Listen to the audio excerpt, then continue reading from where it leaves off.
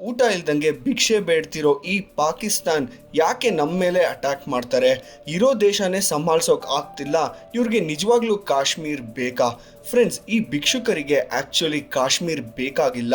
ಇವ್ರಿಗೆ ಬೇಕಾಗಿರೋದು ದುಡ್ಡು, ಹೆಂಜಲ್ ಕಾಸು. ಬೇರೆ ದೇಶಗಳ ಥರ ಪಾಕಿಸ್ತಾನಲ್ಲಿ ಸಾರ್ವಭೌಮ ರಾಜಕಾರಣಿಗಳದ್ದೋ ಅಥವಾ ಪ್ರಜೆಗಳದ್ದೋ ಅಲ್ಲ, ಅವರ ಆರ್ಮಿ, ಸೇನೆಯದ್ದು. ಮತ್ತೆ ಟೆರರಿಸ್ಟ್ಗಳಿಗೆ ಬಾಂಬು, ಗನ್ನು ಎಲ್ಲಿಂದ ಸಪ್ಲೈ ಆಗುತ್ತೆ ಅನ್ಕೊಂಡಿದ್ದೀರಾ? ಎಲ್ಲ ಪಾಕಿಸ್ತಾನ್ ಆರ್ಮಿನೇ ಕೊಡೋದು. ಪಾಕಿಸ್ತಾನ್ ಹಾಗೂ ಭಾರತದ ನಡುವಿನ ಶತ್ರುತ್ವ ಯಾವಾಗ ಮುಕ್ತಾಯ ಆಗುತ್ತೋ ಆಗ ಇವರಿಗೆ ಕೆಲಸ ಇರೋದಿಲ್ಲ. ಪಾಕಿಸ್ತಾನ್ ಒಂದು ವರ್ಷಕ್ಕೆ 66,000 ಕೋಟಿ ರೂಪಾಯಿನ ತನ್ನ ಆರ್ಮಿಗೆ ಅಂತ ಖರ್ಚು ಮಾಡುತ್ತೆ. ಹಾಗಂದ್ರೆ ತನ್ನ ಬಡ್ಜೆಟ್ನ 18% ಅಷ್ಟು. ಯಾವಾಗ ಟೆರರ್ ಅಟ್ಯಾಕ್ ಆಗುತ್ತೋ ಆಗೆಲ್ಲ ಭಾರತ ಪಾಕಿಸ್ತಾನ್ ಮೇಲೆ ದಾಳಿ ಮಾಡ್ತಾರೆ. ದಾಳಿ ಮಾಡಿದಾಗ ಪಾಕಿಸ್ತಾನ್ ಆರ್ಮಿಗೆ ತನ್ನ ಗೌರ್ಮೆಂಟ್ ಫಂಡ್ಸ್ ರಿಲೀಸ್ ಮಾಡುತ್ತೆ. ಅದಕ್ಕೆ ಅಂತಾನೆ ಇವರು ಅಟ್ಯಾಕ್ ಮಾಡೋದು.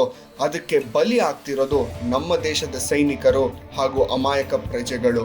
ಇದ್ರ ಬಗ್ಗೆ ನಿಮ್ಗೇನು ಅನ್ಸುತ್ತೆ? ಕಮೆಂಟ್ ಬಾಕ್ಸ್ನಲ್ಲಿ ಮೆನ್ಷನ್ ಮಾಡಿ.